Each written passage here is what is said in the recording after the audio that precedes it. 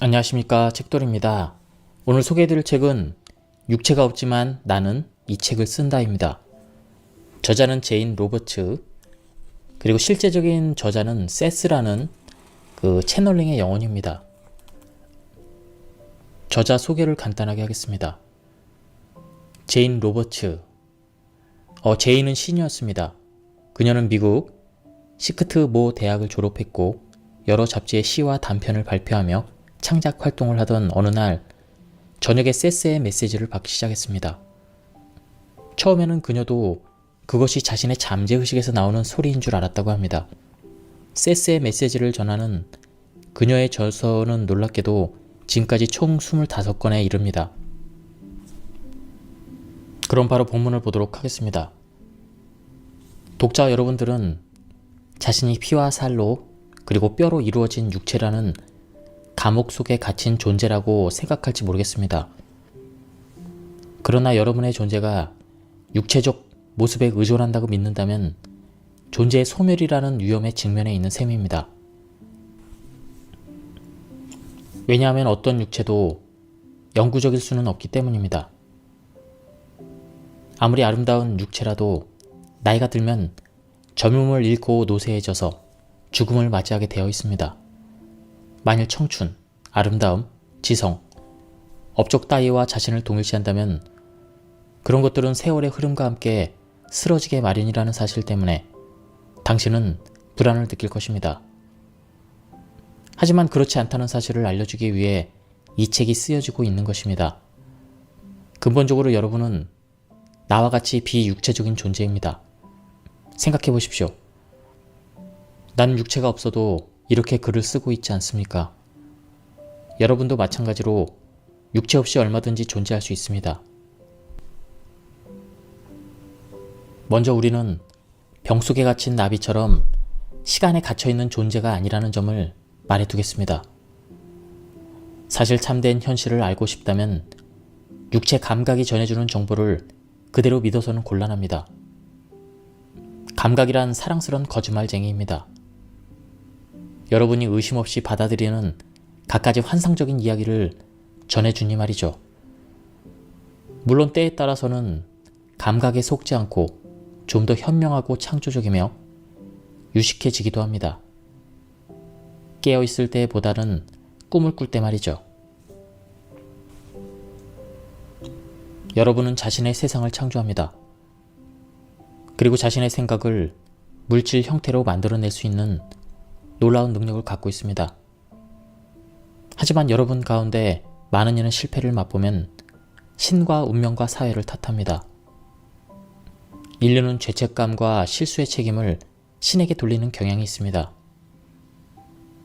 여러분의 육체의 현실을 창조하는 장본인은 다름 아닌 여러분 자신임을 기억해야 합니다. 영광도 실패도 모두 자기 자신에게 달려있죠. 그런데도 여러분은 창조자가 바로 자신임을 깨닫지 못하고 책임을 부임하고 있습니다. 여러분을 현실의 다양한 수준으로 이끌고 가서 여러가지 심리 차원을 소개하고 싶습니다. 말하자면 이제껏 여러분이 소홀히 해왔던 의식의 여러 분야를 개방시키고자 하는 것이죠. 이를 위해서 퍼스널리티의 다차원적인 측면뿐만 아니라 보다 위대한 참된 나에 대해서 설명하고 싶습니다. 여러분이 알고 있는 자아는 전체적인 나의 파편에 불과합니다. 그런 단편적인 자아들은 염주알처럼 하나로 연결된 것이 아닙니다. 그것들은 오히려 동일한 근원에서 자라나 생명을 공유하면서도 다양한 현실로 나눠지어서 성장한 양파나 오렌지 조각과 같습니다. 내가 모세도 의식이 있다고 말한다고 해서 주위에 있는 모세에게 인사할 만큼 내 말을 심각하게 받아들일 사람은 별로 없을 것입니다. 못 속의 원자와 분자는 분명 나름대로 의식을 갖고 있는데 말이죠. 지금 여러분이 읽고 있는 책의 종이 역시 그 차원에서는 의식을 유지하고 있습니다. 광물이든 식물이든 동물이든 공기든 모든 것은 각각 의식을 갖고 있습니다.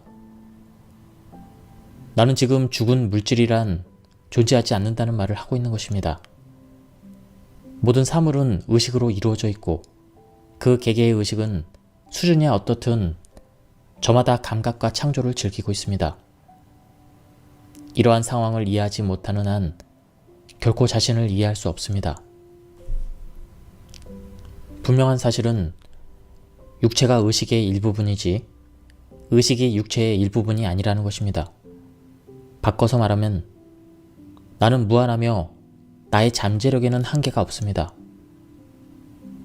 단지 무지로 인해 인위적으로 한계를 만들 뿐입니다. 이를테면 외적 에고만이 자신이라고 여기며 자신의 능력을 무시합니다. 그러나 진실은 부인할 수 있지만 바꿀 수 없는 법입니다. 여러분은 꿈속에서 자유롭게 자신의 환경을 만들어 잠재력을 발휘할 수 있습니다. 꿈속에서의 그런 작용을 알아보고 그것을 육체적인 삶과 비교하는 방법에 대해서는 나중에 설명하겠습니다. 여러분은 꿈속의 환경을 바꾸고 조작하는 방법을 배움으로써 육체의 환경을 변화시킬 수 있습니다. 또한 자기 암시를 통해 바람직한 변화를 특정한 꿈속으로 유도한다면 그것이 육체의 현실 속에 그대로 나타날 수 있습니다. 사실 여러분은 자신이 미처 의식하지 못하는 사이에 종종 그렇게 하기도 합니다. 물질적인 현실은 현실의 한 형태라고 할 수 있습니다. 하지만 여러분 세계의 사람들은 체험의 작은 부분에만 집중하고 있습니다. 우리는 다양한 현실 세계를 자유로이 여행할 수 있습니다. 그렇다고 해서 내가 여러분의 현재 퍼스널리티나 육체적인 존재 양식을 하찮게 본다는 뜻은 아닙니다. 오히려 그 반대입니다. 3차원적인 체험은 값을 매길 수 없을 만큼 귀중한 훈련장입니다. 여러분의 퍼스널리티는 자신의 기억을 갖고 존재해 가는데 그것은 전체적인 주체의 일부분에 불과합니다. 마치 삶 속에서 어린 시절이 현재 퍼스널리티에 있어서 매우 중요한 부분을 차지하지만 퍼스널리티 자체는 어린아이 이상의 존재인 것과 마찬가지로 말입니다. 지구의 과학자들도 마침내 철학자들이 오래전에 깨달은 진실을 깨닫기 시작했습니다. 마음이 물질에 영향을 미친다는 것 말입니다. 하지만 그들은 아직 마음이 물질을 창조한다는 사실까지는 알아내지 못했습니다. 여러분에게 가장 가까운 환경은 다름 아닌 자신의 몸입니다. 그것은 여러분과 별개로 존재하는 것이 아닙니다. 여러분 자신의 생각, 감정, 해석이 육체적으로 물질화된 것입니다.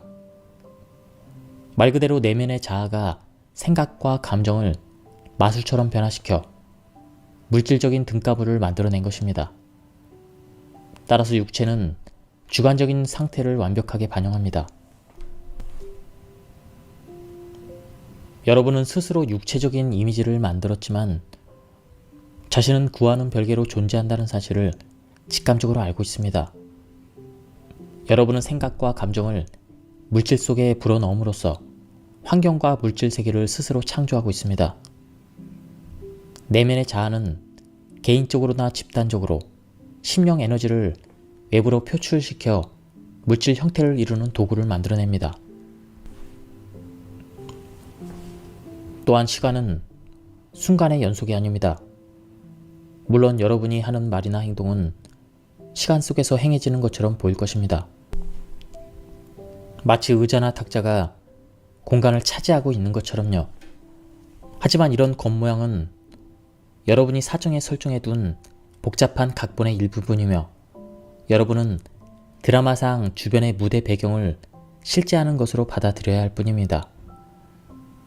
예를 들어 여러분이 친구에게 오늘 오후 4시에 레스토랑에서 차나 한잔 하자고 말한다면 친구는 언제, 어디서 여러분을 발견할 수 있을지 정확히 알게 됩니다. 둘이 만남에 오후 4시는 근본적으로 아무런 의미가 없으며 단지 합의된 기호임에도 불구하고 현실로 일어날 것입니다. 만일 저녁 9시에 연극을 보러 갔는데 배우들이 아침 식사를 하는 연기를 하고 있다면 여러분은 당연히 연극 속의 시간을 기정사실로 받아들이고 관람할 것입니다. 이처럼 여러분 개개인은 연극의 뼈대에 구실을 하는 기본적인 가정에 합의된 상태에서 거대한 드라마의 제작에 참여하고 있습니다. 여기서 말하는 가정이란 시간은 일련의 순간이고 자신의 창조성과 인지 능력과는 상관없이 객관적인 세계가 존재하며 인간은 육체 안에 구속되어 시공간의 제약을 받는다는 전제입니다. 인식작용은 육체 감각기관을 통해 이루어지며 모든 정보는 아니 아닌 밖에서 나온다는 것 또한 여러분들이 받아들인 가정 가운데 하나입니다. 그러므로 여러분은 연기 활동에 의식을 집중하지 않을 수 없습니다. 이런 다양한 연극, 즉 창조적인 활동들이 윤회적인 삶이 되는 것입니다. 여러분은 스스로 생각하는 것보다 훨씬 많은 환경을 창조하고 있습니다. 배우들은 저마다 자신의 역할에 충실하며 드라마의 줄거리에 초점을 맞춘 채 내면의 가이드라인을 따라갑니다. 스스로 제작한 드라마 속에서 버림받는 일은 결코 없습니다. 배우들은 내면의 감각을 통해 충분한 지식과 정보를 받습니다. 그들은 드라마상의 한정된 정보원 외에도 다른 정보원을 갖고 있습니다. 또한 그것은 본능적으로 알기 때문에 드라마 속에서도 심신을 재충전할 수 있도록 그리고 쉴 수 있는 상황이 설정되어 있습니다. 그 기간에 그들은 내면의 감각을 통해 자신의 역할에 대한 정보를 얻으며 자신이 드라마상에 나타난 자아보다 훨씬 복잡한 존재임을 깨닫게 되는 것입니다. 그리고 스스로 드라마를 만들었음을 이해함으로써 연기 중에 자신을 구속해온 갖가지 가정으로부터 자유로워질 수 있습니다. 물론 이런 기간은 보통 숙면이나 꿈 상태와 겹쳐지지만 정상적인 의식 상태 속에서도 스스로 각본대로 움직이고 있음을 분명히 깨닫게 되고 갑자기 드라마의 리얼리티를 꿰뚫어 보는 경우가 있습니다. 그렇다고 해서 드라마가 실제하는 것이 아니라거나 여러분의 현실을 진지하게 대하지 말라는 뜻이 절대 아닙니다. 자기 역할에 충실하는 것은 매우 중요합니다. 하지만 배우들은 드라마 제작과 그 안에서 자신이 맡은 역할을 직감적으로 알 수 있습니다. 다만 그들은 3차원 무대의 한계로부터 자신을 빼낼 줄 알아야 합니다. 여러분의 내면 세계는 이미 드라마를 알고 있습니다. 여러분의 의식적인 자아가 연기에 지나치게 열중해 있는 탓에 그 의미를 미처 의식하지 못할 뿐입니다. 삶의 목적은 여러분의 손이 닿는 곳에 있습니다. 필요한 지식은 의식적인 자아 밑바닥에 갈무리 되어 있습니다. 원한다면 온갖 힌트와 단서를 얻을 수 있습니다. 다차원적 퍼스널리티의 모든 지식이 여러분 곁에 있는 것입니다. 그런 사실을 깨닫기만 하면 그 지식을 통해 스스로 설정해 둔 문제나 도전 과제를 손쉽게 해결할 수 있습니다. 그리고 드라마의 내용이 풍요로워짐으로써 더 많은 창조성의 문이 열리게 됩니다. 다차원적인 자아의 직관과 지식을 표면 의식으로 불러들임으로써 자신의 역할을 더욱 효과적으로 이행할 수 있을 뿐만 아니라 삶의 모든 차원의 새로운 에너지, 통찰력, 창조성을 덧붙일 수 있습니다. 증오를 해소하고 버리는 법을 익히기 전까지는 자신이 사랑하거나 증오하는 사람들에게 구속되기 마련입니다. 증오를 창조적으로 이용하다 보면 결국에는 사랑으로 승화시키는 법을 알게 됩니다. 육체 환경은 때로는 아름답고 정겹게 느껴지지만 결국 모든 것은 위장에 불과합니다. 위장은 우주의 생명으로 이루어져 있습니다. 돌멩이, 암석, 산, 대지는 여러분이 감지할 수 없는 미세한 의식으로 연결된 심령망, 즉 살아있는 위장입니다. 그 안에 원자와 분자는 나름대로 의식을 갖고 있습니다. 마치 여러분 몸 안의 원자와 분자처럼 말입니다. 드라마의 배우가 완전히 3차원적인 존재라고 할 수는 없습니다. 그는 다차원적인 자아의 일부입니다. 그는 위장을 꿰뚫어보고 무대 너머를 바라볼 수 있는 지각 수단을 갖고 있습니다. 언제나 내면의 감각을 활용하고 있지만 배우의 성격을 지닌 자아의 한 부분이 드라마에 너무 몰입한 탓에 그 정보를 의식하지 못할 뿐입니다. 육체 감각은 오직 그것이 인지할 수 있는 현실을 만들어냅니다. 감각기관은 위장의 일부분이며 일종의 렌즈처럼 특정한 활동 영역을 물질 대상으로 삼습니다. 그래서 감각기관을 통해서는 피상적인 현상에 대해서밖에 알 수 없습니다. 예를 들어 다른 배우가 어디에 있고 지금 몇 시인지는 알 수 있지만 그런 감각 정보는 시간 자체가 하나의 위장이며 의식이 자신을 포함한 다른 배우들을 만들어냈고 눈에 보이지 않는 다른 현실이 물질 너머에 존재한다는 사실을 알려주지는 않습니다. 영혼은 이 책을 읽는 자아가 아닙니다. 여러분의 환경은 여러분이 알고 있는 세상이 아니며 거기에는 현재 초점이 맞추어지지 않는 과거생의 환경도 포함되어 있습니다. 다시 말해 여러분이 진정한 환경은 여러분 자신의 사념과 감정으로 이루어져 있습니다. 바로 그것으로부터 육체의 현실뿐 아니라 여러분이 참가하고 있는 다른 모든 현실이 만들어지기 때문입니다. 여러분의 진정한 환경에는 시간과 공간이 전혀 없으며 그곳에서는 커뮤니케이션이 즉각적으로 이루어지기 때문에 말을 할 필요도 없습니다. 여러분은 그 환경 속에서 현재의 물질 세계를 만들고 있습니다. 내면의 감각은 육체적인 형태가 없는 현실을 지각하게 해줄 것입니다. 이때 잠시나마 자신의 배역을 잊고 간단한 운동 한 가지를 해봅시다. 자신이 불빛이 환한 무대 위에 있다고 상상하십시오. 현재 앉아있는 방 안이 바로 그 무대가 되는 것입니다. 눈을 감고 불빛이 꺼지고 무대 배경이 사라졌으며 자신은 혼자 남아있다고 상상하십시오. 모든 것이 캄캄합니다. 조용히 하고 내면 감각의 존재를 가능한 한 생생하게 그려보십시오. 이제 그것이 당신의 육체적인 감각기관을 대신한다고 상상하십시오. 마음에서 모든 걱정, 근심을 털어버리십시오. 수용적인 마음가짐을 가지십시오.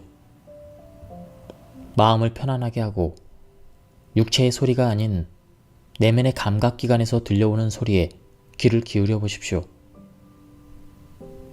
어떤 이미지가 나타나면 그것을 실체적인 것으로 받아들이십시오. 내면의 감각으로 지각하는 법을 익힐수록 내면 세계가 밝혀지는 것이라고 상상하십시오. 평생 맹인으로 지내다가 이제 서서히 눈을 뜨고 있다고 생각하십시오. 그리고 여러분은 아직 내면의 감각을 완전히 사용하고 있는 것이 아니므로 처음에 혼란스러운 이미지나 소리로 내면 세계 전체를 판단하진 마십시오. 이 운동은 잠들기 전이나 일을 하다가 짬을 내서 해볼 수 있습니다. 여러분은 인식의 새로운 차원에 초점을 맞추고 낯선 존재 환경을 일별하는 법을 알게 될 것입니다. 하지만 그것을 체험했다 하더라도 이제 겨우 다른 현실의 단편들만 감지하기 시작했다는 사실을 유념해야 합니다. 또한 그것들을 받아들이되 섣불리 전체적으로 판단을 내려서는 안 됩니다. 전생의 경험은 다른 모든 체험과 마찬가지로 여러분에게 영향을 미칩니다. 하지만 시간은 개방되어 있는 경험입니다. 다시 말해 하나의 삶이 과거 속에 파묻히는 일은 없으며 과거, 현재, 미래의 자아들은 모두 연결되어 있습니다. 인생, 그리고 우리의 삶, 즉 드라마들은 동시에 일어납니다. 창조와 의식은 결코 선형적으로 전개되지 않는 법입니다. 여러분은 삶 속에서 자신의 환경을 스스로 선택하고 창조합니다. 부모나 어린 시절의 사건도 모두 여러분 자신이 선택한 것입니다. 각본을 쓴 사람도 다름 아닌 여러분 자신입니다. 하지만 3차원적인 자아는 그 사실을 잊어버리고 각본 속에 비극이 벌어지거나 문제가 일어나면 탓할 사람이나 대상을 찾아 나섭니다.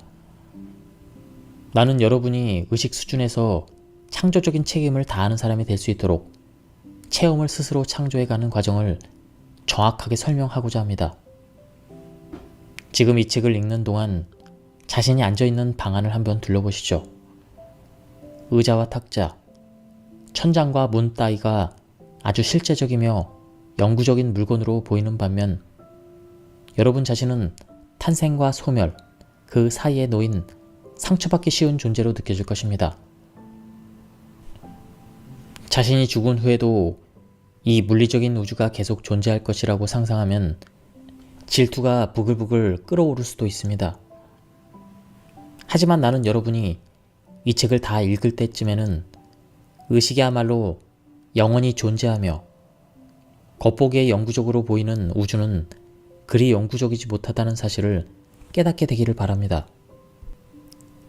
여러분은 자기 존재에 대해서 지극히 편협한 관념을 갖고 있기 때문에 혼자서는 생식을 할 수 없다고 주장합니다. 몸 안에는 수백만 개의 세포가 있는데도 여러분은 몸을 그저 하나의 개체로만 인식하며 그것이 자기 것이라고만 생각합니다. 하지만 몸은 살아있는 것으로 형성되어 있으며 몸을 구성하는 무수한 입자 하나하나는 살아있는 의식을 갖고 있습니다. 물질 집단이 있다면 거기에는 분명 의식 집단이 있으며 개개의 의식체는 각각의 운명, 능력, 잠재력을 갖게 마련입니다. 다시 말해 여러분의 존재에 한계란 있을 수 없습니다. 왜냐하면 한계란 존재를 구속하고 자유를 부인하는 관념의 오류에 불과하기 때문입니다.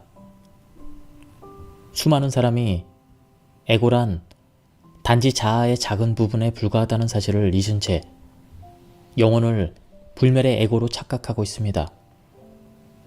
현실 차원에 대한 이해가 너무 부족하기 때문에 자아관 역시 극히 한정되어 있는 것입니다.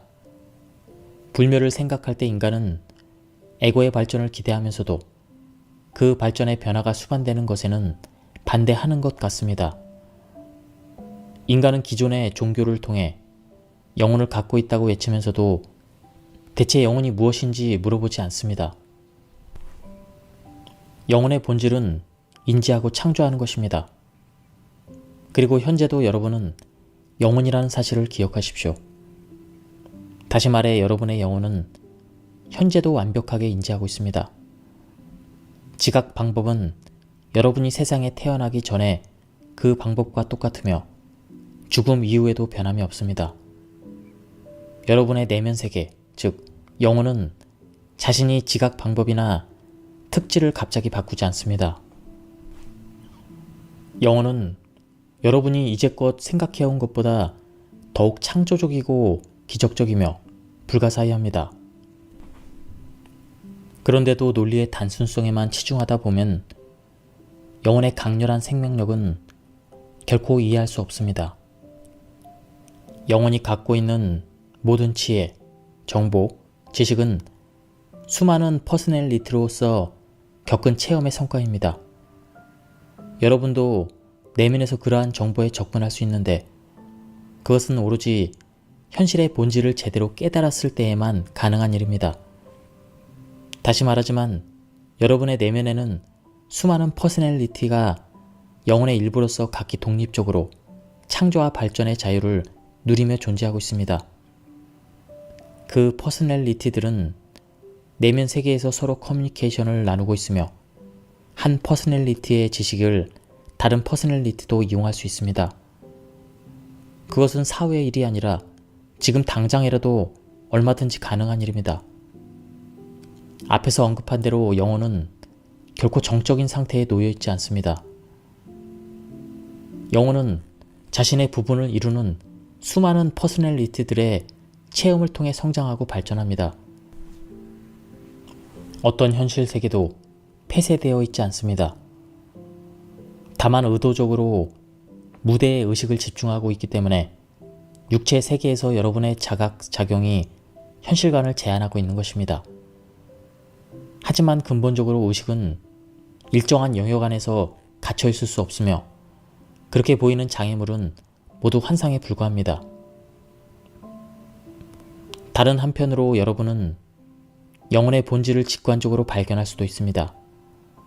그리고 직관적인 지식은 여러 면에서 어떤 지식보다 우수합니다. 그런데 그런 직관적인 이해를 얻기 위해서는 그것을 이루기 위한 욕망이 있어야 합니다.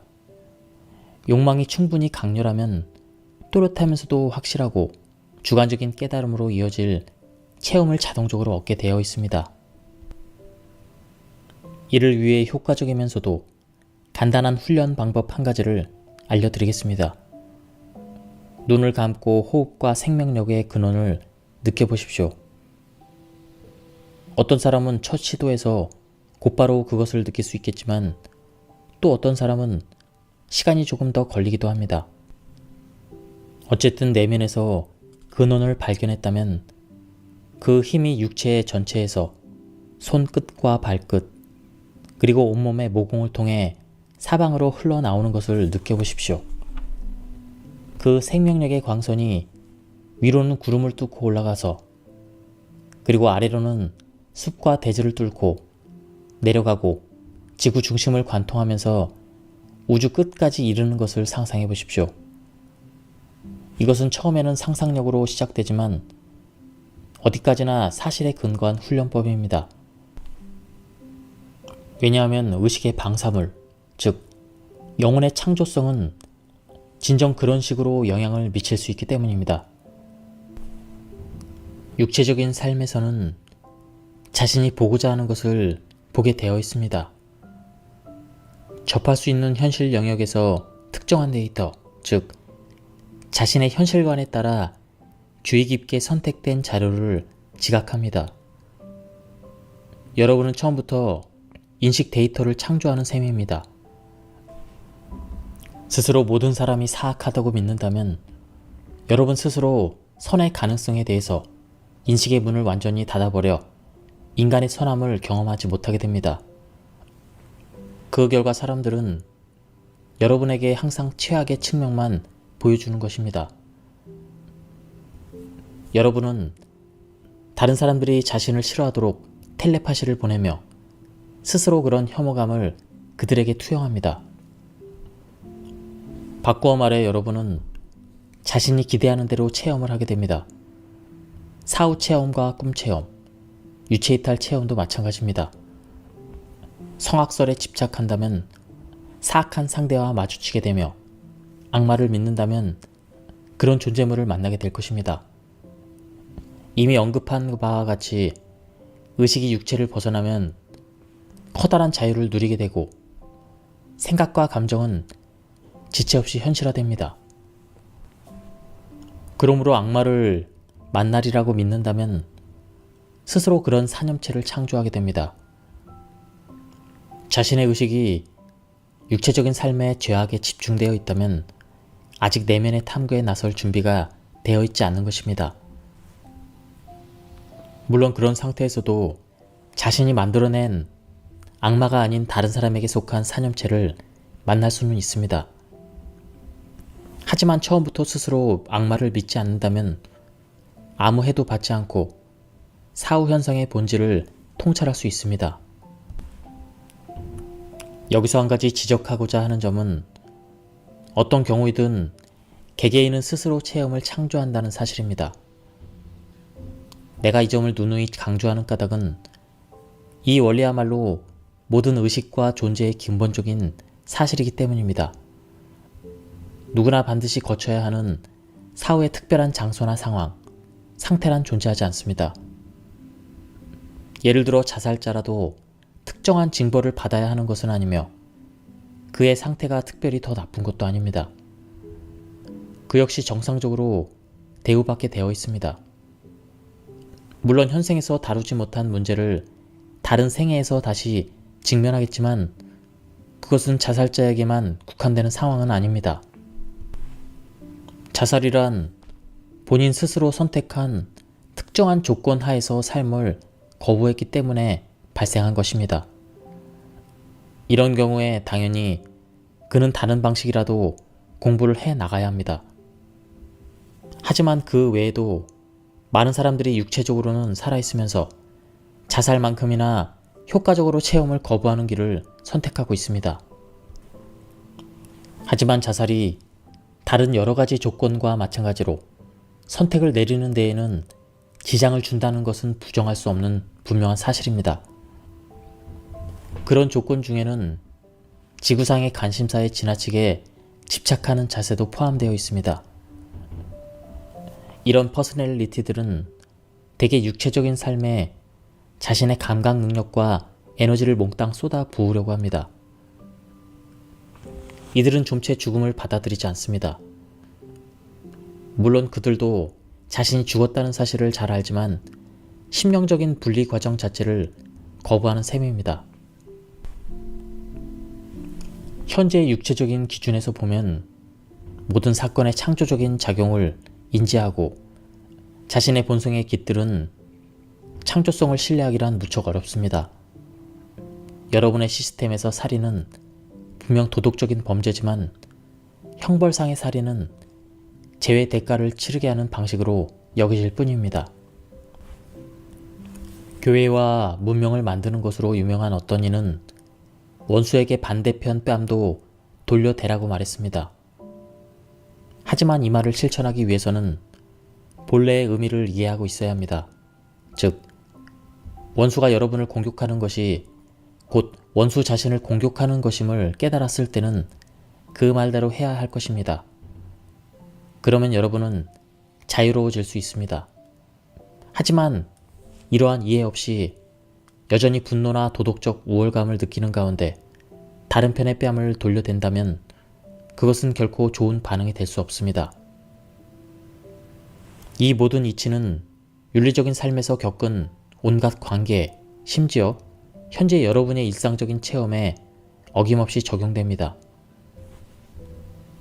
누군가를 미워한다면 그래서 그 미움의 불길이 여러분 자신을 소진시키도록 내버려 두는 한 그것은 수많은 생애에 걸쳐 미움의 대상에게 여러분을 구속시키게 되어 있습니다. 대개 여러분은 주의력이 쏠리는 대상을 자신에게 끌어들이게 마련입니다. 그래서 스스로 부당한 대우를 받아왔다고 여긴다면 계속 그런 체험을 끌어들임으로써 다음번 삶도 그런 식으로 만들어가는 것입니다. 다행히 우리는 삶과 삶 사이에 자신을 되돌아보고 관조하며 이해할 수 있는 시간을 갖게 됩니다. 그러나 살아있을 때 그렇게 하지 못한 사람들은 사후에도 그런 기회를 잘 이용하지 못합니다. 의식은 확장되고 창조하기 위해 내면으로 주의력을 돌리게 되어 있습니다. 자신의 의지 외에 외부 힘으로 억지로 그런 문제를 이해하거나 직시할 수는 없는 일입니다. 그러므로 이번 생애가 끝나면 모든 체험을 되돌아보고 내 길을 고쳐 나갈 것이다 라고 말하는 것은 아무 소용이 없습니다. 그것은 마치 젊은이가 내가 늙어서 은퇴하면 현재 개발되지 않은 능력을 사용할 것이다 라고 말하는 것과 같습니다. 여러분은 지금 다음 생애를 위한 무대를 만들고 있습니다. 오늘 품은 생각은 이런저런 방식으로 다음 생애의 일부분이 될 것입니다. 한 달 동안 매일 5분씩 여러 차례 자신의 생각을 점검해 보면 자신이 다음 생애를 어떻게 만들어가고 있는지 감이 잡힐 것입니다. 자신이 발견한 것에 만족할 수 없다면 지금 당장 생각과 감정을 변화시켜야 합니다. 여러분은 충분히 그렇게 할 수 있습니다. 이전에 알았던 사람을 반드시 만나야 한다는 법칙은 없지만 대개는 자력의 속성상 그렇게 되기 십상입니다. 가족은 육체적으로 태어나기 이전에 미리 결정됩니다. 대개 네댓 명의 사람들이 그들 스스로 일정한 도전 과제를 설정하고 각자의 역할을 나누어서 맡습니다. 그리하여 일단 환생한 후에는 그 역할대로 살게 되는 것입니다. 내면의 자아는 이들 가족의 숨겨진 메커니즘을 항상 의식하고 있습니다. 감정적인 유대가 강한 사람은 대개 수많은 생애에 걸쳐 가깝거나 먼 혈연 관계를 유지하기 마련입니다. 하지만 내면 세계에서도 함께 윤회하는 가족을 가질 수 있기 때문에 언제나 새로운 관계를 맺도록 권유하고 있습니다. 사실 그런 가족은 육체계에서 집단화의 형태를 통해 수많은 조직을 형성합니다. 사랑은 무엇보다도 자유를 가져옵니다. 만일 누군가 여러분을 사랑한다고 하면서 구속시키려 든다면 여러분은 그를 미워하게 됩니다. 하지만 그가 여러분에게 하는 말 때문에 그런 미움이 정당화되지 않는 것으로 느껴집니다. 그렇게 얽히고 설킨 감정적 실타래는 생이 거듭되는 동안 계속해서 여러분을 혼란스럽게 할 것입니다. 특정한 생애에서 부모에게 적개심을 품었다면 그 후로는 어떤 부모를 만나든지 증오하게 마련입니다. 환생을 거듭하여 어떤 가족에게 태어나든지 예전과 똑같은 감정을 품게 됩니다.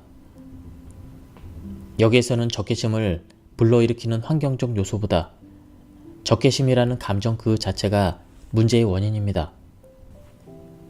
자신에게 고통을 주는 질병에 대해서 증오심을 품고 있다면 잇따른 생애에서도 그런 질환으로 고초를 겪을 수 있습니다. 왜냐하면 해소되지 못한 증오심이 그런 질병을 다시금 끌어들이기 때문입니다.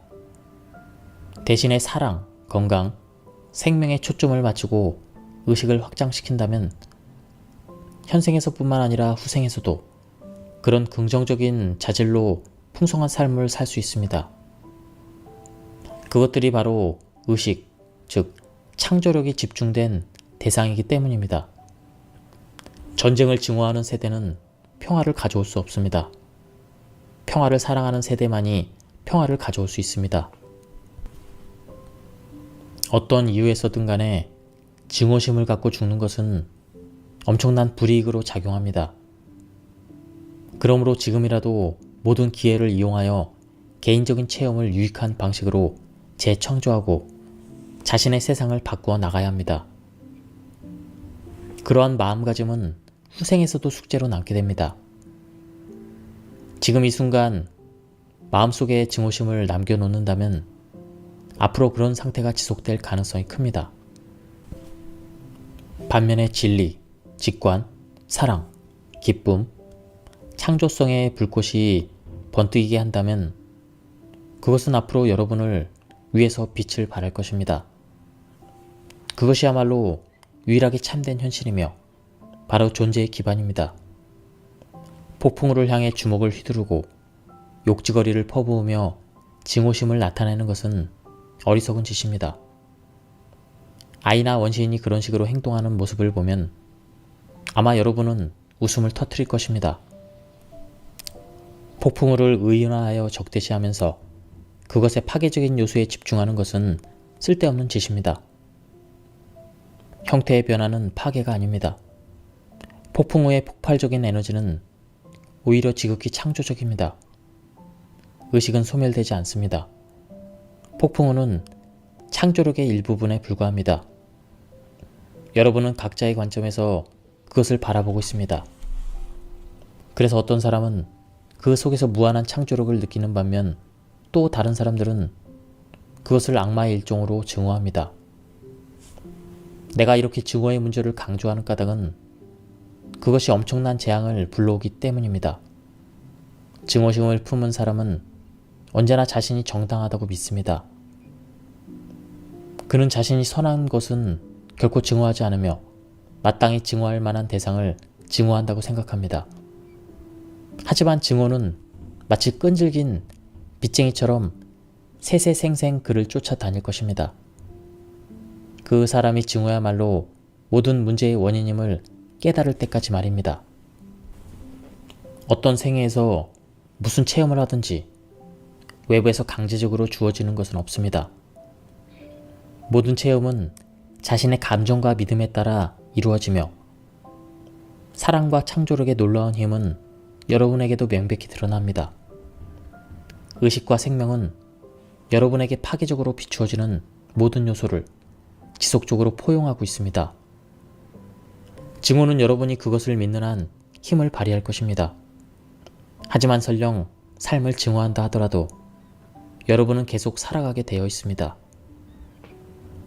여러분 개개인은 이 모든 근원적인 진실을 잊어버리기로 약속했습니다.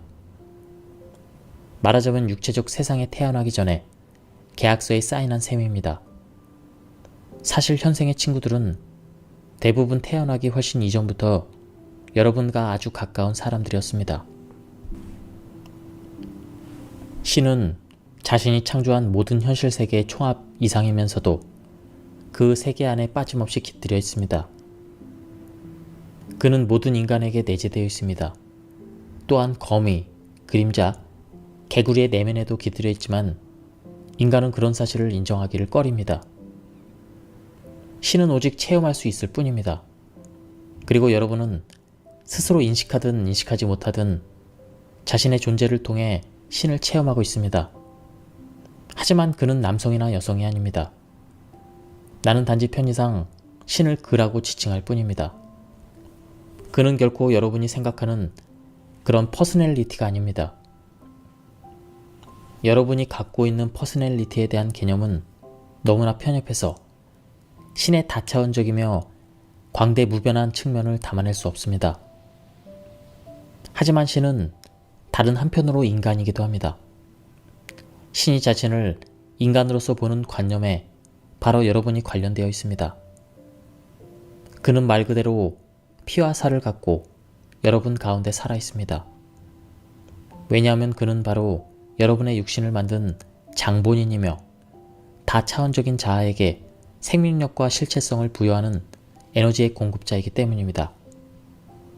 그 덕분에 다차원적인 자아는 여러분의 관념에 따라 여러분의 형상을 만들어가는 것입니다.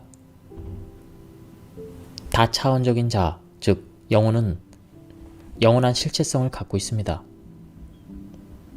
그것은 상상할 수조차 없는 생명력의 에너지로 지탱되고 부양되며 유지되고 있습니다.